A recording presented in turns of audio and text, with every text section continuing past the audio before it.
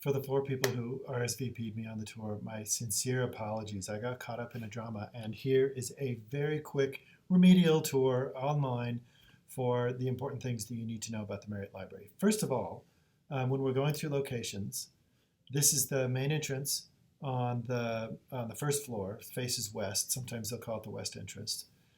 This is where you would pick up things on reserve. If you are an instructor, or if you're a TA, this is where you could put things on reserve and negotiate with the headless person. I de-identified the photo. There's also building safety and security here. So if you feel uncomfortable in the building, if you're here at late hours and you feel weirded out, this is a great place to mitigate your weirded outness. Second thing, faculty center. If you're doing anything where you're teaching a class or working with a class that's online, the Canvas website, if you go into the faculty center, they have the ability to manage all sorts of different levels of that it would be really hard to do over the phone. You can just bring in a laptop. Another thing that happens on the faculty center is that you can get help with geographic information systems. So mapping like poverty and levels of income over a map per se. You've seen these things on New York Times and Washington Post. Sometimes they'll do those cool infographics. There's a person to help you with that. You can also do audio recording. So if you're doing formal interviews and you need to record those, they have video recording as well if you find yourself doing something like that. And they have the ability to help you figure out editing and storage and all sorts of different things like that. In addition to instruction design and teaching. It's a great place to go. And I could give you more info as you need, but a lot of it is related to teaching and instruction. This is a door that's on the first floor. There's 2 doors to this, and it is the door to the graduate reading room. If you are a grad student going in, you have the access to this. This is something where you would go all the way to the first floor entrance and you'd ask for an access pass to the graduate reading room. And then you could ask, where the heck is it?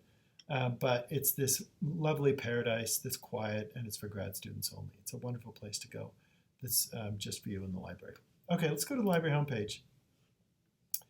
Top 4 things you need to know about the Marriott Library homepage that are in common with almost every other academic library in North America.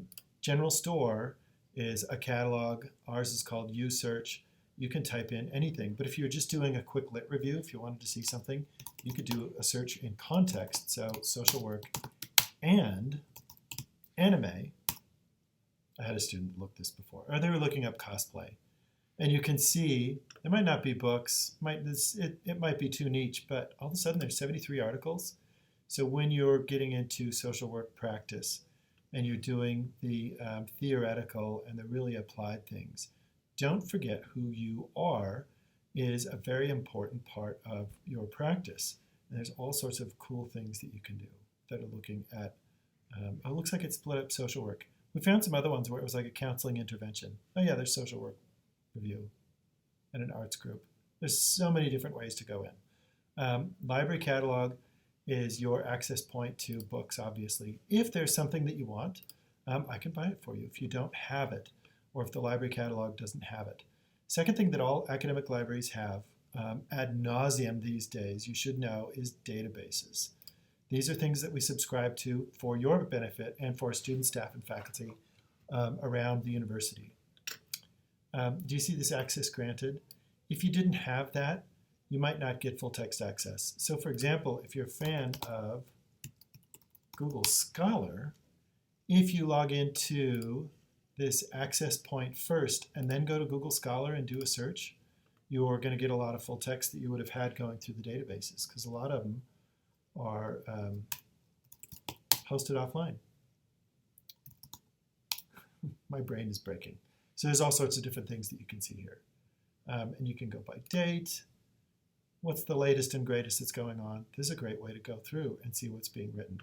But you should have access to a lot of these. So for example, here's Journal of Social Work Practice, the Psychoanalytically Informed Interview. If you clicked on that and you hadn't logged in, you might not get full text. But in this case, full article, what's going to happen? Probably going to say, give us money. Yes, purchase. Okay. This leads me, oh, wait a minute. Did it get me in? No, it's asking me to purchase. Oh, God, $500. third thing that every academic library has is if you run across, and we can only subscribe to like 80% of what's out there, if you run into something like this that you really want to see, look at the metadata, so the title, the author, the journal that it was published to, maybe the document object identifier. All those things you can go to Interlibrary Loan and you can borrow those for free. This is a subsidized service where we can get any book, chapter, dissertation, article, a lot of media like videos, audio recordings, and things like that for free. And we can get it into your hands. So don't pay the $502. Please don't. So databases. Let me show you a cool trick with Interlibrary Loan. If you go to a database, and for example, if you don't know what database to go to, you can go to, say for example, I'm interested in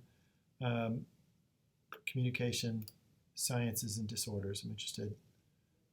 The librarian of record will say, well, this is the database that you're going to want to go to. And if you go down to social work, my favorite at the top is sociological abstracts. I'm going to change this one because a lot of professors really like PsycInfo, which is one of the top psychology ones. But for an example, let me show you. In this database, we're in sociology. So you could do social work and intervention and a population, adolescent, or adolescents. What would it be? Adolescents? I'm getting stuck in terminology. When you do a search like that, if you're already logged in to Interlibrary Loan, so I'm going to log into Interlibrary Loan. You need to do a login because they need to know where to send the article. Let's do that thing where you prove that you are somebody. If you're already in Interlibrary Loan, and so here you can do the cold requests for article and book, and it asks you for all of the metadata, and you'd have to type that in. But if you're already in something, so say I want Acting Out Adolescence, the Engagement Process, and that's a journal. Ooh, from 1988. That's a ways back. But say I wanted something like that. There's going to be options sometimes for where the journal is. There's going to be electronic databases, but there's also going to be this one. And whether something is there or not, you can always click on this, and it will open up Interlibrary Loan. You just click on Marriott Library, and it will populate that form. So there's redeeming library and trick number 2. So all academic libraries have that general store catalog where you can just throw out keywords and do just kind of general searches. They've all got databases. They all have Interlibrary Loan. And lastly, and semi-importantly, they have research guides. Every academic library has many librarians. Marianne James is our koala librarian, apparently. But if you do a search for any topic under the sun, it's likely we'll have a guide for it, especially if you have a librarian liaison. So I'm going to look for this guide, and I want to show you something. So there's a whole bunch of different classes that I represent. So you can just click on social work. There's my cheeky photo.